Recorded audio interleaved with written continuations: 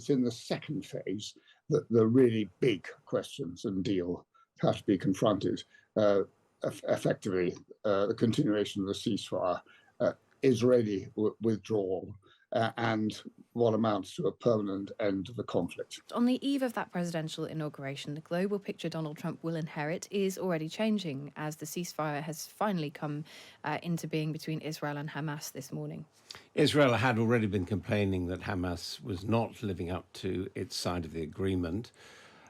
But if we do ever get there, how significant will peace be in the Middle East? How long will it hold for? And where does it leave global security? So John Scarlett worked for the Secret Intelligence Service, known as MI6, for several decades, including as its chief from 2004 to 2009. Good morning to you. Good morning, Adam. What do you make of the developments in the Middle East, the fact that it appears this first stage of a ceasefire is going to hold today with exchange of hostages and prisoners later on this afternoon? Well, what I've been thinking, as I've been trying to make sure I'm keeping up to date, up to the minute actually, with developments as they've been happening this morning, is that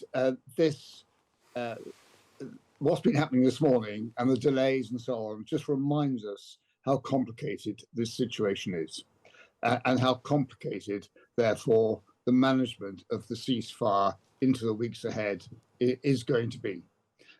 And that, of course, is it's reflecting the ceasefire arrangement and plan, but it's also reflecting the situation on the ground, where there are so many uncertainties.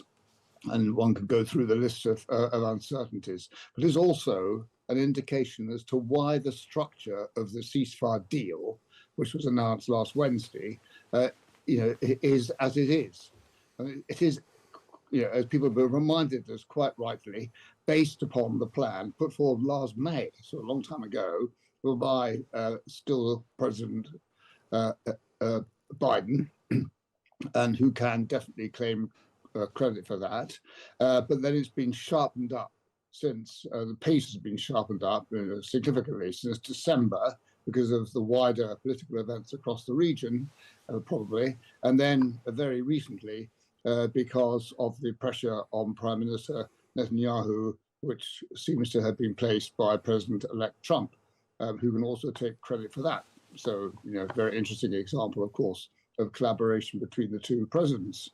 But that's just a reminder of how complicated things are and how much uncertainty there still is. This is a day-by-day situation.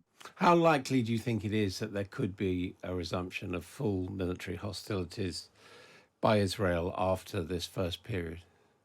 Quite likely. It's impossible to predict because it depends upon what happens in the meantime and what momentum is developed within the ceasefire deal, which of course is one of the arguments for the structure of the ceasefire deal, that it's phase by phase by phase. And that is trusting, hoping that enough momentum and enough positive progress is made, for example, in the first phase of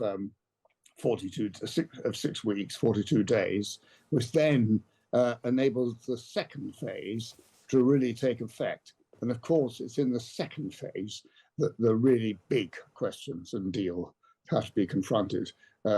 Effectively, the continuation of the ceasefire, Israeli withdrawal, and what amounts to a permanent end of the conflict. Very interesting article in the Sunday Times today by the former defense correspondent of Newsnight, Mark Urban, where he's saying that whatever else, one has to conclude that Hamas, Hezbollah, and Iran, their proxy master, if you like, are both dramatically weaker than they were 2 years ago. Would you agree with that? Yes, I think I would. I mean, I read the Mark Urban article. I agree. Actually, it is very good. But of course, we can't be sure because the weaknesses in a way, the critical weakness, in particular of Iran, to some extent of Hezbollah, have not been fully tested yet. And the Hezbollah position and strength and ability to push back and respond to the apparent, very significant Israeli success against Hezbollah generally, but also, of course, in South Lebanon. I mean, that's one thing, and that's the advancing situation. Iran is the really strategic issue, and the extent to which it has been weakened, that is going to be possibly the key issue that we confront, certainly in the region in 2025. The weakening, possibly very serious fundamental weakening of Hezbollah, the sudden loss of Assad, and the complete change which is going on in one way or another in Syria, and of course also very importantly the undermining of the proxy groups in the axis of resistance that doesn't seem quite yet to have applied to the Houthis down in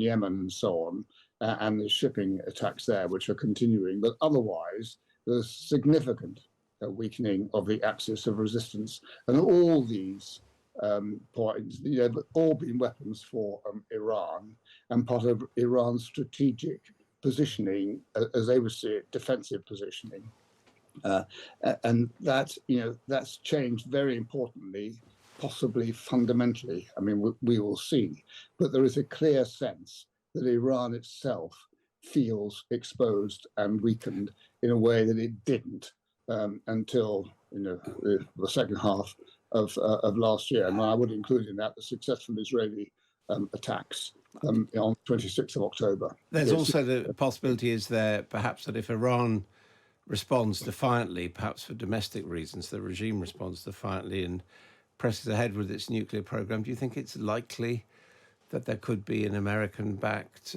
bombing mission with bunker busters to destroy their nuclear program? Well, that's a fundamental question, quite right. The first one is, would Iran press ahead actually with the nuclear program and turn it into weaponization? As we all know, they're very close to that. It's being watched extremely closely, of course. And it can't be excluded that that will be the policy decision which Tehran takes because of its changed strategic position. But that's not certain yet.